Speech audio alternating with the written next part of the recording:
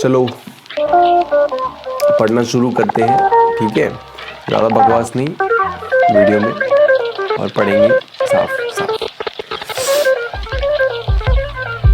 ऐसे क्या शैम्पू से लगा।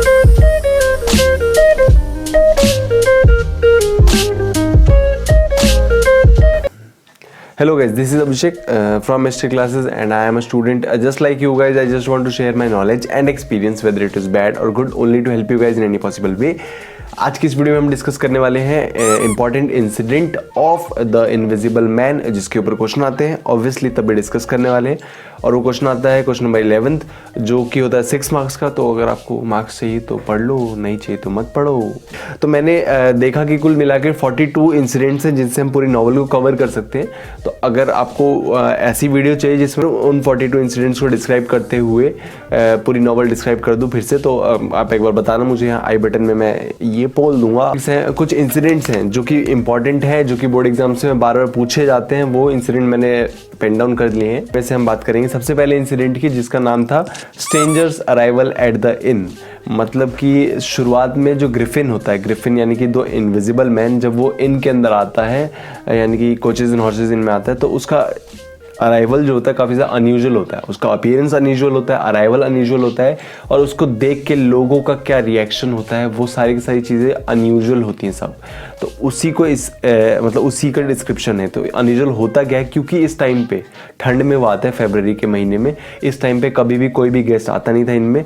जो बिजनेस था वो हमेशा मंदा चल रहा होता था, लेकिन ये अचानक से टपकता है। और ये ऐसा गेस्ट होता है जो भाई जो भी डिमांड होती है वो सब पूरी करता है। और इसका अनयूजुअल में मतलब ये काफ़ी रूड था, जो चीज़ें सामने आती थी तोड़ फोड़ देता था। और जब इससे बिल की पेमेंट की बात की जाती थी तो बोलता था कि हाँ मैं पे कर दूंगा, कोई टेंशन वाली बात नहीं है। तो और ये पट्टी बांध के रखता था, कोट पहन के रखता था, हैट था, और हर जगह से ढका हुआ था, गॉगल्स पहनता था। तो ये सारी चीज़ें लोगों को देख के काफ़ी बातों में लगाती थी कि ये कौन है, कैसा है, चोर है, कौन है। मतलब लोगों के अंदर होता है ना कीड़ा, वो था ऐसा, मतलब उसको देख के।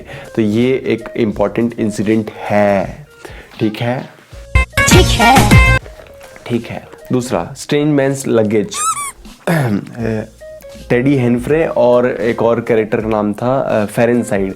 इनसे रिलेटेड ये इंसिडेंट है हमारे पास। जो उसका क्या नाम है, ओह शिट, जो इनविजिबल मैन है उसका जो है सामान कहाँ पे छूटा होता है, रेलवे स्टेशन पे छूटा होता है, जिसको वो बोलता है वो मिसिज हॉल से कि मेरा सामान मंगवा दो। तो जिसको लेके आता है टेडी हेनफ्रे अपने रिक्शे पे, और उसके साथ आता है एक कुत्ता। जब वो कुत्ता उसके ऊपर भौंकता है, और सामान में होता क्या क्या है, सामान में होता है केमिकल्स, बहुत सारी बॉटल्स, बुक्स, फलाना ढिमकाना, एक बार पढ़ लेता हूँ ऐसे बुरा लगा कुछ, वही फलाना ढिमकाना सामान, वाइट बॉटल, ब्लू लिक्विड, अलग अलग तरीके के सामान, ये सब उसके लगेज में होता है। और जैसे ही वो कुत्ता आता है, मतलब कुत्ता कौन, मतलब इनविजिबल मैन आता है, वो कुत्ता उसके ऊपर भौंकने लगता है, उसकी पैंट जकड़ लेता है, फाड़ता है। ये देख के जो फेरेनसाइड यानी कि जो कार ड्राइवर था, वो उसको लगता है कि इसके जब पैंट फटेगी तो उसके अंदर से क्या निकलेगा, हमारा क्या कहते हैं उसे, उसकी टांग दिखेगी। लेकिन वो क्या होता है, इनविजिबल होता है, तो उसको सब कुछ ब्लैकिश दिखता है, तो उसको काफ़ी अनयूजुअल लगता है ये भी। और फिर वो भागा जाता है। इस इंसिडेंट के बाद होता क्या है कि पूरे गांव में ये जो हुआ है ये सब आग की तरह फैल जाता है। सबको पता चल जाता है इनविजिबल मैन के बारे में कि कोई ऐसा आदमी आया है जो पट्टी बांध के रहता है। तो होता है कि बातें फैलने लगती है। तो ये यहाँ पे एक ये इंसिडेंट था जो आपको याद रखना है। और एक और बात, जो भी मैं बोल रहा हूँ वो प्रॉपर इंग्लिश नहीं है, बस आपको समझने के लिए। जो उसका प्रॉपर इंग्लिश में है वो आपको मैं PDF नीचे डिस्क्रिप्शन में दे रखा है, उसको पढ़ लेना, एक बार लिख लेना तो ज़्यादा बेटर रहेगा आपके लिए। आप एग्जाम में लिखने की कोशिश कर सकते हो। उसके बाद अगला इंसिडेंट, डॉक्टर कस एंड रिमार्केबल स्टोरी।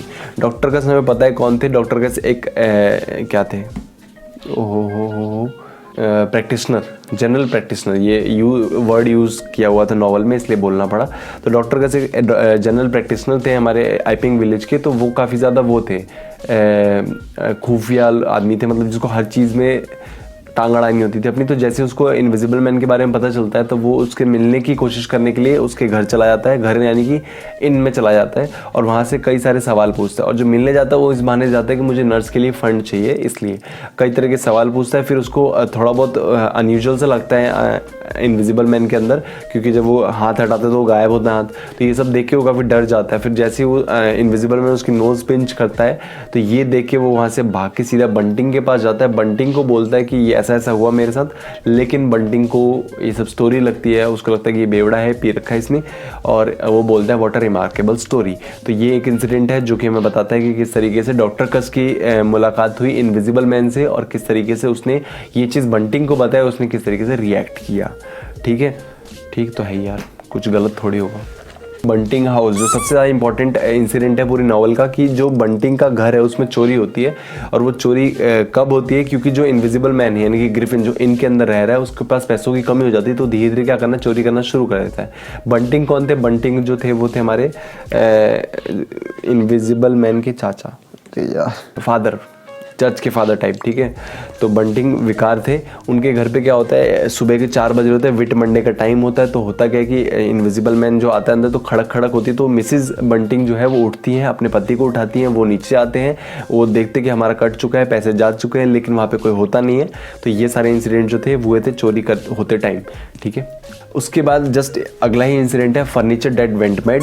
तो फर्नीचर क्या होता है, फर्नीचर उड़ने लगता है। कैसे उड़ने लगता है, क्योंकि जब जो जिस टाइम पे क्या नाम है उसका इनविजिबल मैन चोरी करने जाता है बंटिंग के घर पे, उसी टाइम पे क्या नाम है मिसिज हॉल और मिस्टर हॉल ऊपर जाते हैं कमरे में अपने इनके, तो वहाँ देखते हैं गेट खुला हुआ है, तो उसके रूम में चले जाते हैं।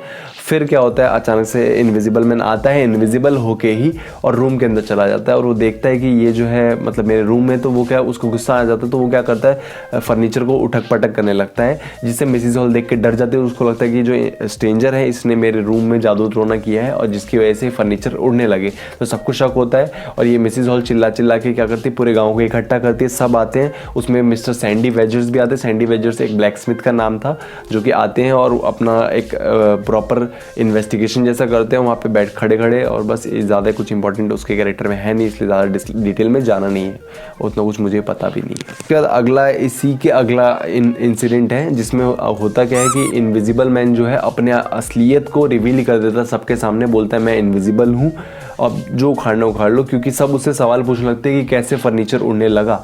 तो ये सवाल वो काफ़ी ज़्यादा इरिटेट हो जाता है, और फाइनली क्या करता है, अपने सारे कपड़े खोल देता है, और वो क्या हो जाता है, इनविजिबल हो जाता है वहाँ से। और सारे लोग वहाँ पे शॉक हो जाते हैं और वो डरने लगते हैं, इधर उधर भागने लगते हैं। वैसे पुलिस वाले आते हैं, जेफर्स आता है, जेफर्स यानी कि कांस्टेबल, वो उसको पकड़ने की कोशिश करता है, उसको धक्का लगता है, वो चला जाता है, मतलब मार के उसको चला जाता है, कहाँ पे, बाहर भाग जाता है। ठीक है, देखो इन सब के जो PDF वो नीचे दे रखे हैं मैंने। ठीक है, उसके बाद अगला हमारे पास इंपॉर्टेंट इंसिडेंट है 7th, Griffin responsible for his father's death. जो ग्रिफिन के फादर हैं उसकी वजह से मर जाते हैं। ऐसा इसलिए होता है क्योंकि जो ग्रिफिन है उसको, वो जब लंदन छोड़ के जा रहा होता है, तो उस टाइम यानी अपनी यूनिवर्सिटी छोड़ के जब जा रहा होता है, तो उसको चाहिए होते पैसों की ज़रूरत, क्योंकि उसको आगे अपने एक्सपेरिमेंट को कंटिन्यू करना है।